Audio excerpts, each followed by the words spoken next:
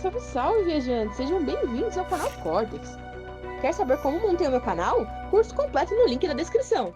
O que está acontecendo ali quando a gente está em estado meditativo? E o que é o estado meditativo? É simplesmente parar e ficar respirando ou é entrar num estado de consciência diferente?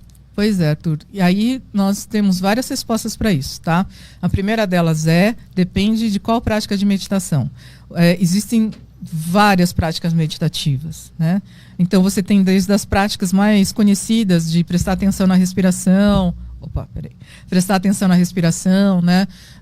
Que são práticas de quiescência, para ajudar a pessoa a se aquietar, né? Elas são geralmente as práticas de base na maior parte das tradições, né? Por quê? Porque eu primeiro preciso conseguir me aquietar para então eu conseguir direcionar essa minha mente para alguma outra coisa, né? Então, quando eu começo a prestar atenção na minha respiração, inspira, expira, inspira, expira. Lá pela terceira respiração, atenção na inspiração e expiração, já começar a se aquietar um pouquinho, né? Isso é bem interessante e começa então a nos permitir perceber que mesmo sem alta estimulação, como uma iluminação, alguma coisa assim, uma tela, eu consigo prestar atenção. Né? E à medida que eu vou refinando essa minha habilidade de prestar atenção, mesmo nos estímulos mais sutis, eu vou desenvolvendo essa habilidade de conseguir sustentar a minha atenção em quietude, em tranquilidade. Né? Um dos principais professores de meditação que eu tenho, o Alan Wallace, né, ele costuma dar o exemplo de, por exemplo, um piloto de caça. Um piloto de caça está mantendo a atenção dele, com certeza. Ele não pode deixar de desviar a atenção dele, perder a atenção. Só que essa atenção ela é sustentada com muito esforço. Entendi. Né? Quando você tem um meditador sentado, ele pode ficar horas sem se cansar, porque ele aprende a prestar atenção relaxado. Teria como, por exemplo, um piloto de caça, ou até eu aqui entrevistando, prestar atenção estando relaxado? Porque aqui eu estou sempre gastando energia para prestar atenção no que você está falando. Mas você pode gastar menos energia. Né? Então você pode estar mais tranquilo e ao mesmo tempo manter a atenção. É que nós naturalmente acabamos juntando adrenalina com atenção. Eu preciso manter a atenção, eu preciso de adrenalina. Mas existe um estado de atenção mais calmo, né? Porque se essa adrenalina também, vamos dizer assim, for excessiva, né, pode até me prejudicar em relação à minha atenção e às minhas respostas, o que eu vou dizer. Né? De alguma maneira, como você já está acostumado a fazer as entrevistas, eu imagino que você consiga hoje manter essa atenção sem tanto esforço como talvez no início. Eu chego em casa destruído. Você chega em casa destruído. Como se eu tivesse feito exercício físico, literalmente. Entendi. Eu durmo cedo, chego, tomo um banho, fico cansado, deito no sofá, vejo TV ou durmo direto. Então porque eu estou gastando muita energia com a minha atenção, né? Sim, talvez você consiga ter uma atenção, só que não dependendo de tanta estimulação. Né? A gente está num estado mais relaxado e mantendo a atenção. A gente acabou treinando o cérebro a fazer essa ligação com adrenalina e atenção, então. Sim, ao longo do tempo.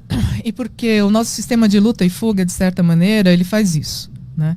Se você é um homem primitivo, um animal na floresta, né, provavelmente você precisa estar assim, né?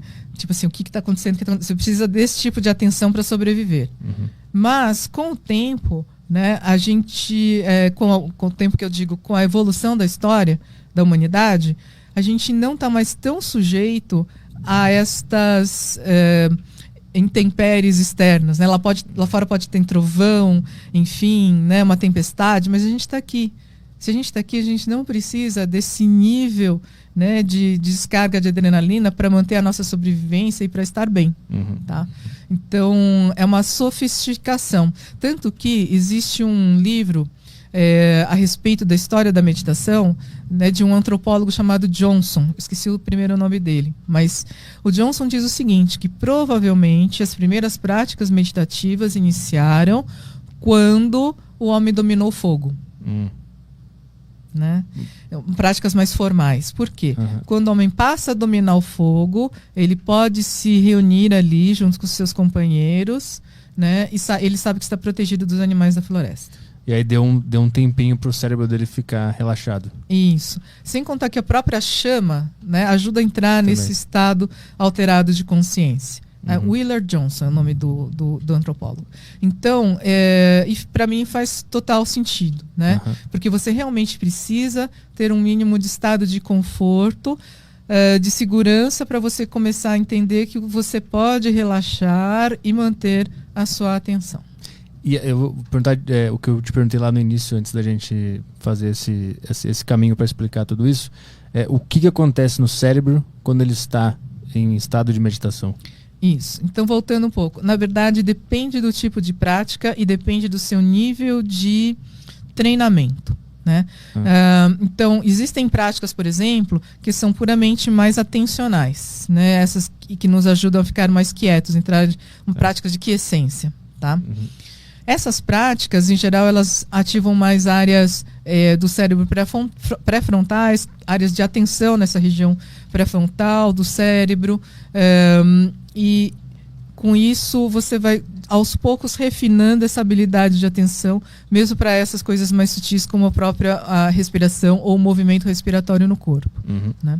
Existem também práticas meditativas que estão no modo, como se chama, das qualidades do coração.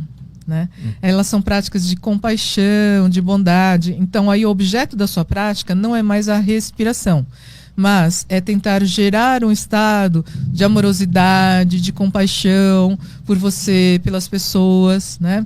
E aí alguns estudos com essas práticas, por exemplo, mostram que tem uma redução da atividade de uma região chamada amígdala do cérebro, tá? Não é a amígdala da garganta, é a amígdala do cérebro, né?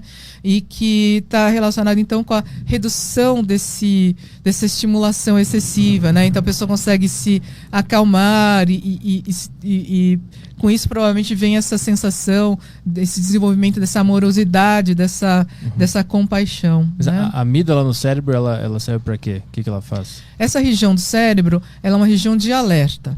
Né? Então ela geralmente está ligada à intensidade emocional. Às vezes as pessoas falam, amígdala e raiva. Não, mas pode ser medo também, né? Então, quanto mais intensa a emoção, é uma região que está ali ativada, né? E relacionada com essa intensidade emocional. Então, tá? essa meditação de desejar coisas boas, isso. Pensar positivo, é isso? Seria isso? Não seria pensar positivo, mas basicamente ela tem um foco específico. Por exemplo, que eu possa me libertar dos meus sofrimentos, que eu possa compreender os meus sofrimentos, superar os meus sofrimentos, que o Arthur possa conhecer os seus sofrimentos, aprender a superar os seus sofrimentos. Então eu vou fazendo esse tipo de mentalização nessas práticas meditativas, né? Tem um conjunto delas chamadas de qualidades do coração. Então existe um mecanismo no cérebro que ele funciona pelo poder da palavra ou do pensamento. Na verdade você nem precisa verbalizar, então seria pensar sobre isso, né? Então se eu consigo direcionar a minha atenção, né, para algo como amorosidade, desejar que a pessoa possa ficar bem, se libertar do sofrimento, né? Isso vai nos criar um estado diferente, vai nos criar um estado de mais positividade, se você quiser pensar dessa maneira, né?